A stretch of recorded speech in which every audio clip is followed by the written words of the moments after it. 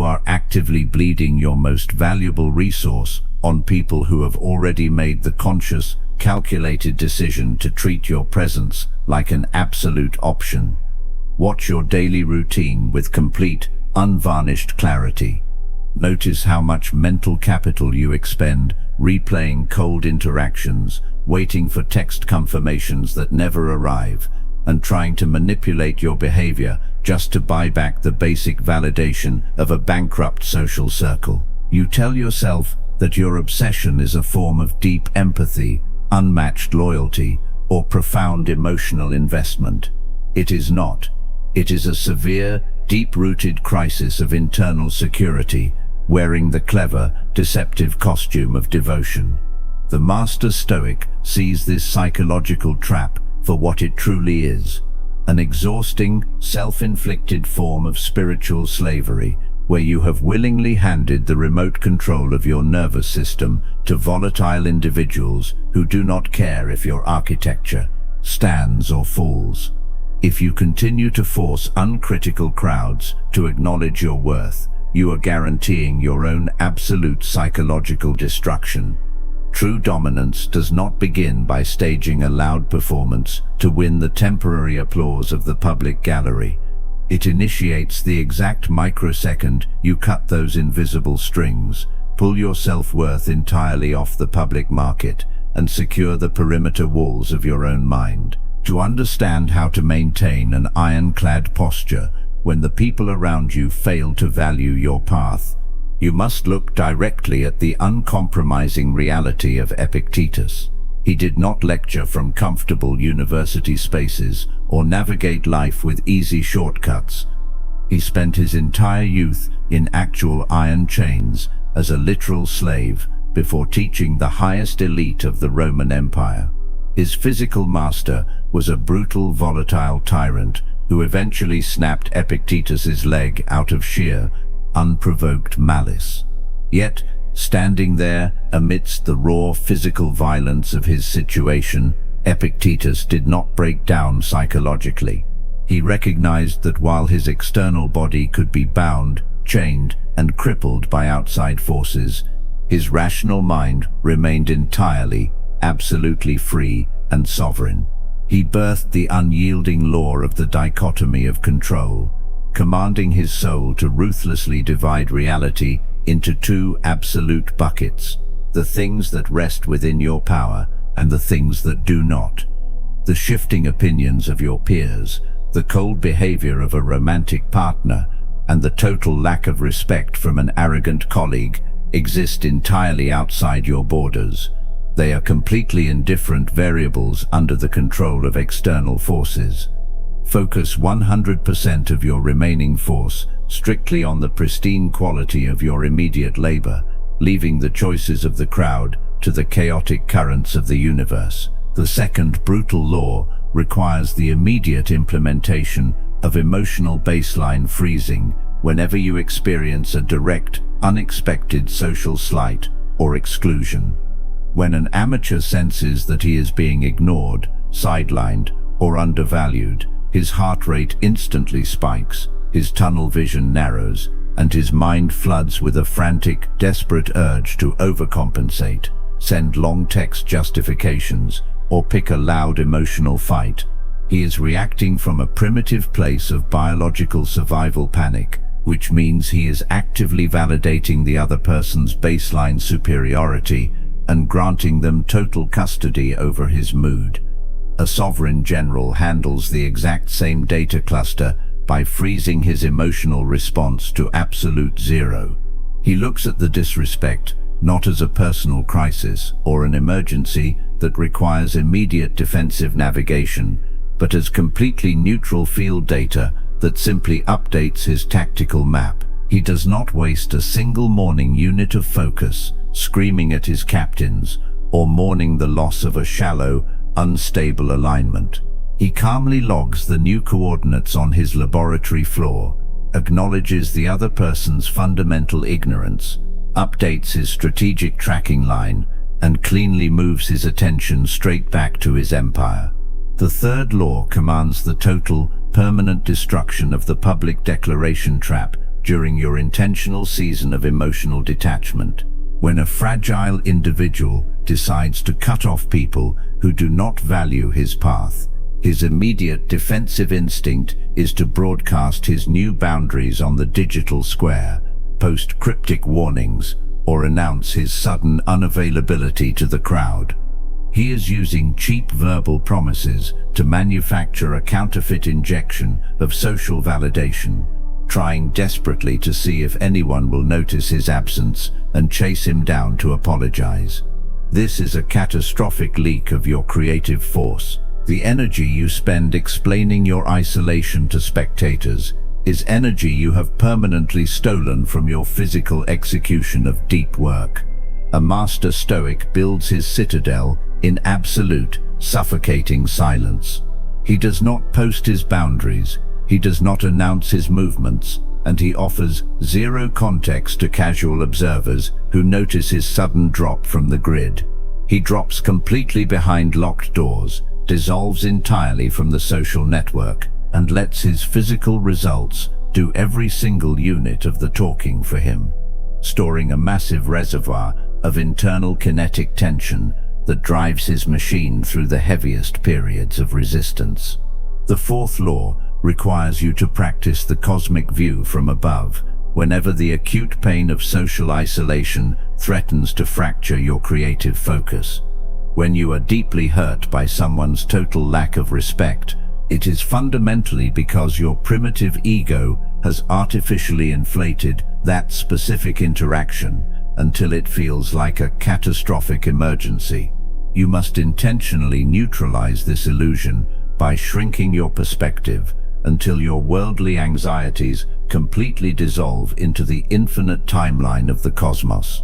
Imagine leaving your physical frame, floating upward through the ceiling of your quarters, looking down at your city, then the spinning blue marble of the globe, and finally the vast, cold, indifferent expanse of the universe.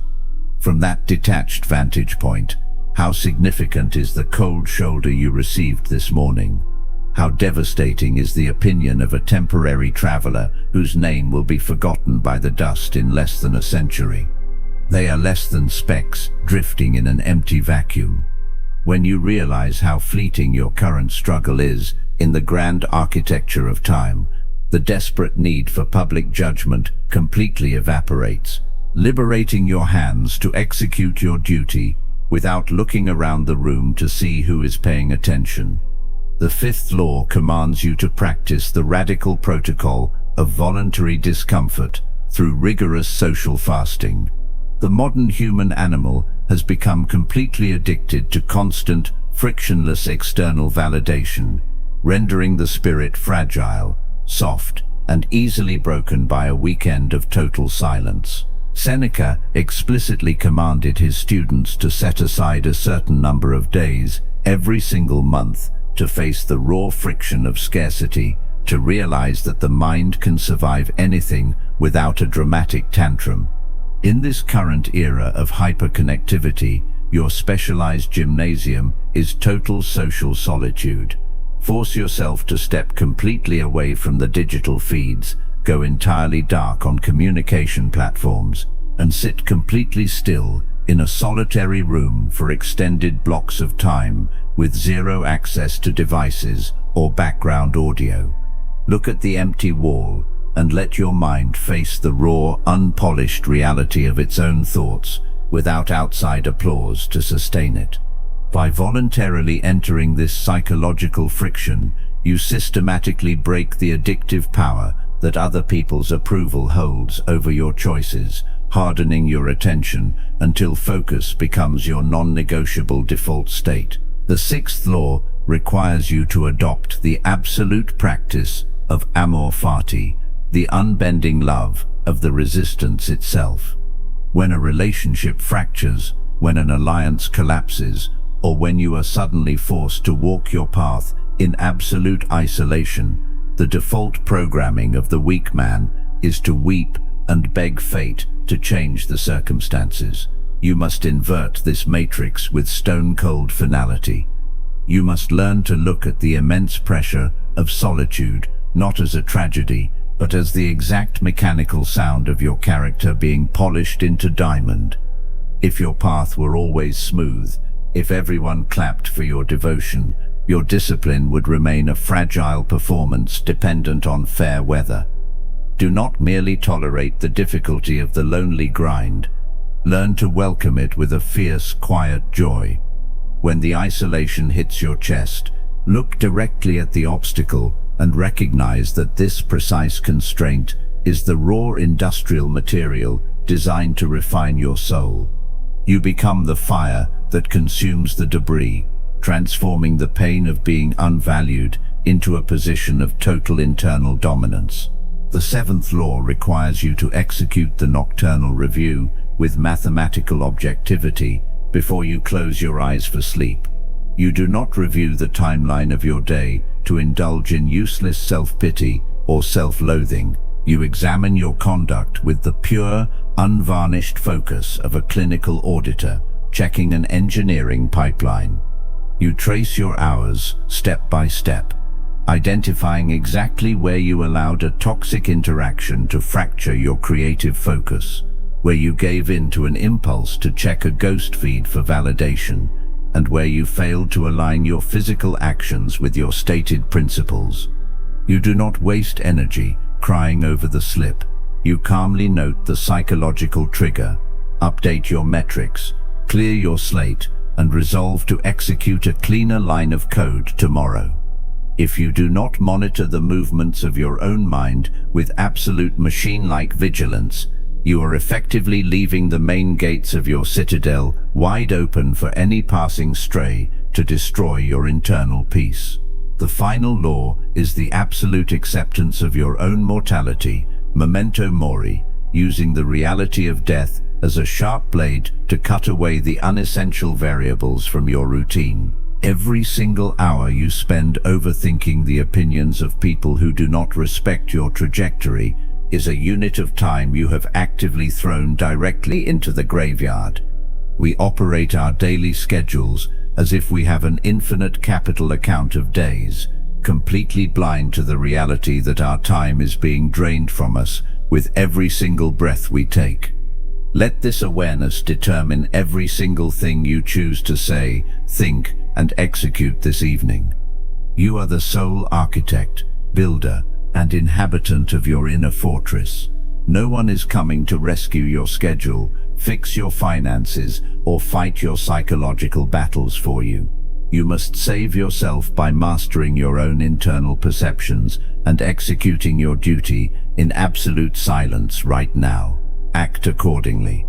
Examine the immense law of architectural threshold. When you set out to build a structure of immense proportion, you do not initiate the project by setting elegant bricks above the surface line. You spend weeks, months, and enormous blocks of physical capital digging deep into the pitch-black subterranean earth, carving a massive cavity into the absolute hardest bedrock layers of granite.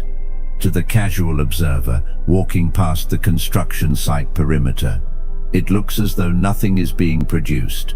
It looks like a massive, empty, unproductive pit of mud and rubble. The spectator laughs because he cannot see the heavy concrete and reinforced iron frames being sunk deep beneath the baseline of the earth.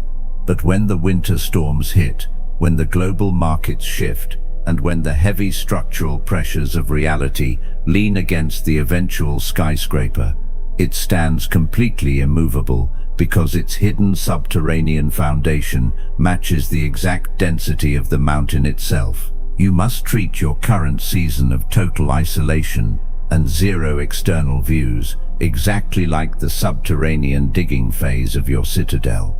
You are not losing your time. You are burying your roots deep inside the stone where no outside storm can ever reach them. Unpack the profound physical law of kinetic tension accumulation. When an expert archer prepares to launch a high-velocity payload across a massive battlefield distance, he does not simply pick up the arrow and push it forward with a soft, casual movement of his hand. He places the notch against a rigid, unbending wooden frame, locks his stance completely firm into the dirt, and pulls the heavy cord backward with an intense expenditure of physical strain. The farther backward the arrow is dragged, the higher the structural pressure rises across the frame, and the more uncomfortable the mechanical compression becomes within his upper back muscles. The amateur looks at the arrow moving backward, away from the target line, and foolishly assumes that progress has been completely reversed.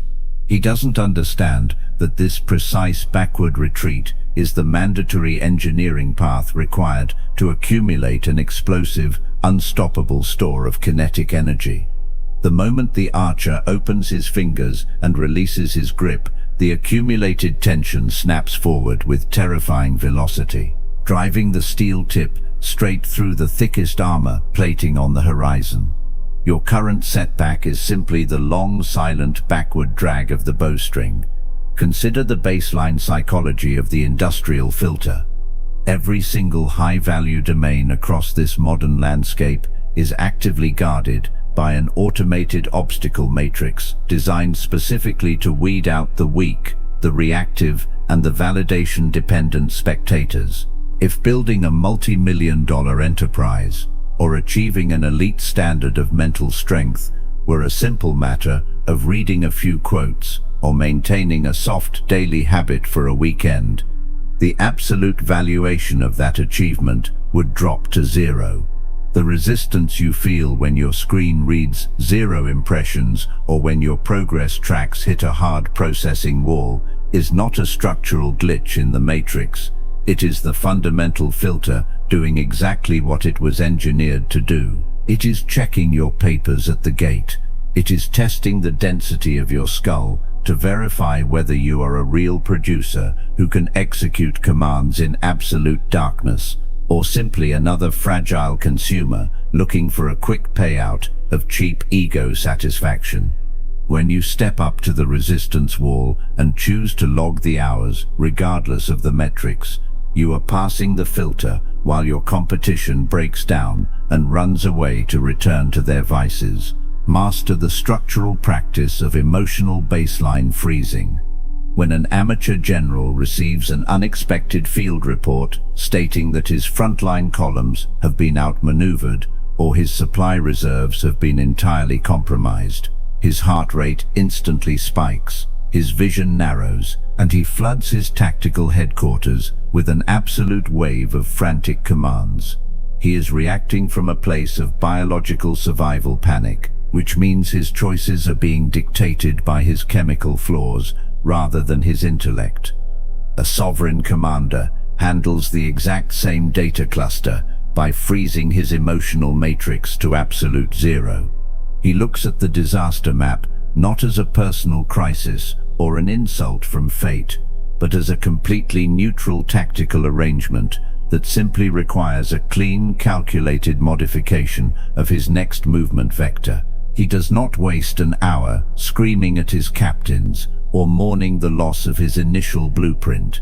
He calmly logs the new coordinates on his laboratory floor, resets his variables, updates his strategic tracking line, and deploys his remaining armor units with clinical, silent precision. The ultimate destination of your personal growth journey is to achieve a state of total, untouchable environmental independence. Most individuals operate their routines like a basic thermometer, completely reflective of the immediate temperature of the room around them. If the room is warm, if people are throwing accolades at their name, and if the numbers look high, they feel motivated and disciplined. If the room drops into a cold winter chill, if the crowd falls into a heavy silence, and if their initial efforts return zero visible metrics, their focus instantly collapses into stagnation. They are completely dependent on the weather. You must learn to look at your mind as an industrial thermostat. You do not reflect the temperature of your environment. You dictate it by the internal settings of your own non-negotiable principles. Let the public arena drop into absolute zero. Let the critics turn their cold backs on your empire, and let fate deal its most chaotic hand. Deep inside the silent, dark void of your own mind, Your engine must continue to run at peak velocity simply because your internal layout refuses to accept a second of mediocrity from your hands. To truly conquer the agonizing loop of rejection and social dismissal, you must grasp the concept of the uncarved block, the ancient state of raw potential that refused to be shaped by outside tracking metrics. When you are constant trying to mold your choices to satisfy the expectations of someone else, you are carving away pieces of your unique character to fit inside a layout designed by mediocre people. You become a small, weak imitation of yourself. The master remains completely uncarved, rough, heavy, and completely distinct from the crowd. He does not smooth down his sharp corners to make the public feel comfortable around his desk. He forces the external landscape to accept his raw texture exactly as it stands on the baseline floor. If the crowd values his labor, he remains completely indifferent. If the crowd rejects his presence, his stability registers zero change. He is self-contained. He is complete within his own boundaries. When you achieve this unyielding architecture, you stop chasing travelers who are destined to fade out of your orbit, and you naturally become an immovable target around which the universe must align. Analyze the deep internal rot that occurs when you let nostalgia dictate how you treat an association that has already run dry. When a connection begins to fade or turn toxic, your brain automatically plays an idealized memory reel of the early days, focusing exclusively on the initial warmth and completely hiding the pattern of exploitation right in front of your face. You are falling in love with a ghost. You are dedicating your finest morning energy to a fantasy that has zero structural components in real time. A sovereign man cuts the line with absolute engineering finality. He does not wait for a dramatic argument or a formal explanation to close the folder. He simply raises his perimeter walls, drops his active participation metrics to zero, and steps entirely into the silent trenches of his own high-value labor. Let them wonder where you went. Let them invent stories to explain your cold absence, and let them comfort each other in their collective mediocrity. Your only contract is with your highest potential, and that contract requires your undivided focus. Consider the immense mechanical clarity that flows directly into your routine when you permanently erase the word hope from your operational vocabulary. Hope is a fragile, unstable emotional currency used exclusively by the helpless to postpone their execution. The man who operates on hope is constantly begging external variables to align in his favor, making his internal peace entirely dependent on luck, weather, and the unpredictable choices of strangers. A Stoic citadel is not built on hope. It is built on cold, calculating strategic design. You do not hope the day will be easy. You prepare your machinery to process absolute chaos without leaving your posture. You do not hope that people will treat your devotion with respect. You assume their complete ignorance and insulate your boundaries against their capacity to leak poison into your system. When you strip away the emotional padding of hope and replace it with raw clinical expectation, your mind achieves a state of pristine stillness. You stop checking the horizon for a savior and start focusing 100% of your remaining focus on the mechanical precision of your immediate input. Unpack the profound behavioral science underlying what Marcus Aurelius defined as the ruling faculty of the mind, the absolute internal filter that dictates your entire reality. The external world possesses zero direct channels to your nervous system. A public slight, a cold text message, or a sudden betrayal does not have an electrical signal that can enter your brain and force you to experience anger or paralysis. Every single input from the arena must first cross the border of your perception, where your internal narrative assigns it a specific meaning. If you choose to label the setback as an absolute tragedy that has ruined your plans.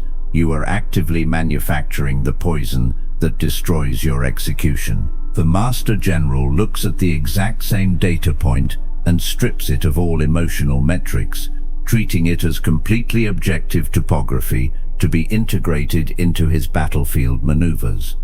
The obstacle is not a malicious entity designed to ruin your life. It is simply a raw, natural feature of the environment that requires a tactical shift. Master this internal translation layer, and you turn the heaviest blows of fate into specialized engineering assets for your empire. We must now address the terminal phase of your reconstruction protocol, which requires the absolute, permanent destruction of your dependency on modern digital validation tracking. The modern technological grid is custom-built to turn your mind into a hyper-reactive, praise-dependent machine that can no longer execute long-term strategic plans without a constant stream of external applause. You post your milestones to hear notifications ring. You alter your language to fit the consensus of the public gallery. And you measure the value of your daily labor by whether or not an indifferent crowd chooses to click a validation icon on their glass screens. You are living your life as an absolute slave. Break this digital umbilical cord with stone-cold finality. Your character, your integrity, and the structural density of your inner fortress cannot be validated or broken by the chaotic opinions of a bankrupt public square. Pull your self-worth entirely off the public market. Lock your terminal screens down to the single metrics that drive your production, and execute your daily duty simply because your own internal standards refuse to tolerate mediocrity.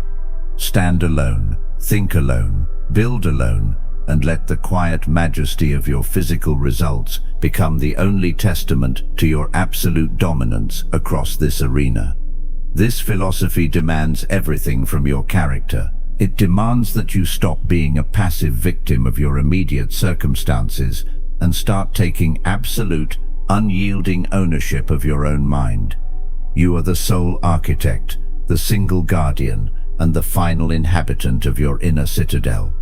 No one is coming to save you from your anxieties, fight your battles, or organize your daily schedule. You must save yourself by mastering your own perceptions and enforcing machine-like immigration parameters at the borders of your focus. Let the external world rage.